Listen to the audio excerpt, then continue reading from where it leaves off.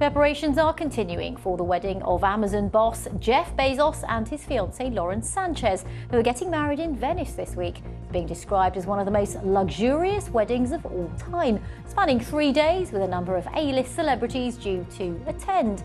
However, the lavish events attracted protests from a variety of groups, including anti-tourism activists. UK's technology minister tells the BBC the new spending is needed to defend against Chinese and Iranian cyber attacks on critical national infrastructure. The BBC reports from inside Iran as new intelligence from the CIA indicates Iran's nuclear program has been severely damaged by US strikes.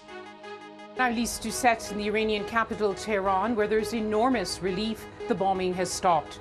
But great worry, this ceasefire won't last.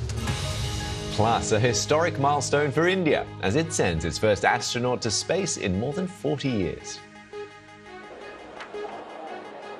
And I'm Suranjana Tiwari in Tianjin, China, at a key economic event. Businesses here are optimistic about the future, but the end of the 90-day pause on Trump's tariffs looms large, with many looking for alternative markets to secure growth.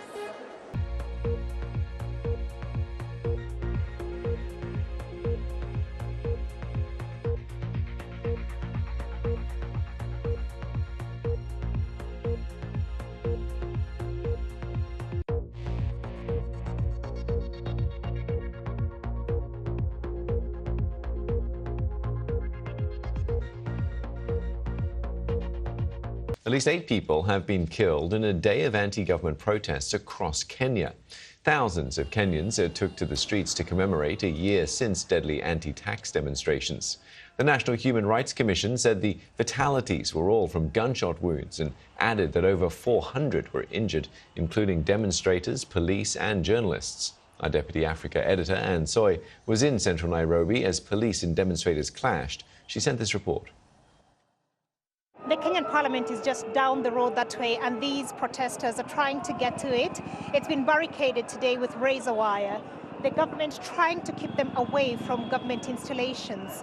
They are here to commemorate 1 year since they stormed Parliament in protest against a controversial finance bill, which was later withdrawn. And also, they are here to commemorate more than 60 people who were killed during the protests last year.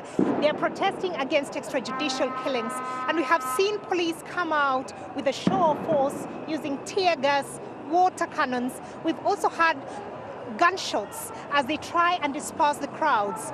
Public service vehicles have not been allowed to come into Nairobi today, and so many of these people have had to walk long distances to get here.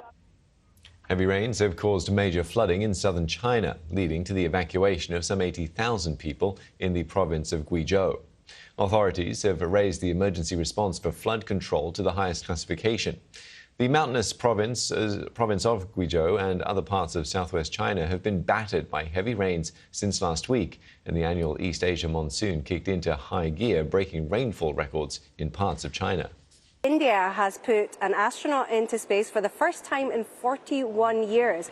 And Elon Musk's SpaceX had a big role in it. The Axiom 4 mission is piloted by Indian astronaut Shubhanshu Shukla and is expected to dock with the International Space Station in under 9 hours. The team lifted off from NASA's Kennedy Space Center in Cape Canaveral, Florida. And we can speak more about this. We can go to Delhi. Our India business correspondent, Divina Gupta. Divina, great to have you on the program. How important was this partnership between SpaceX and Axiom? Well, for India, it's been a moment of celebration and a national pride. From classrooms to newsrooms, this is what everybody's been talking about, because Group Captain Saurabh Shukla is a decorated Indian Air Force officer who's just the second Indian to be in space after 4 decades, as you mentioned, Suranjana. And it's not a free ride, because the Indian Space Research Agency, ISRO, has paid nearly $60 million to this international mission to get him a seat and to train him.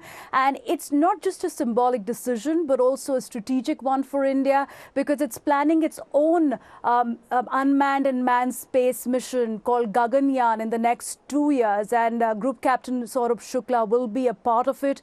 His experience on this international mission is crucial for India to succeed in its plans. Group Captain Saurabh Shukla will also be conducting several experiments for ISRO, including to try and find whether seeds can be grown in space. So there are a number of experiments that he's carrying for the country, and this indeed is a proud moment for many Indians here. Okay, great to get that update on that space mission. Davina Gupta, our India business correspondent, joining us from Delhi. Let's get you some other news quickly. And Nvidia shares have touched another record high, bringing up its market valuation to $3.75 trillion and once again making it the world's most valuable company.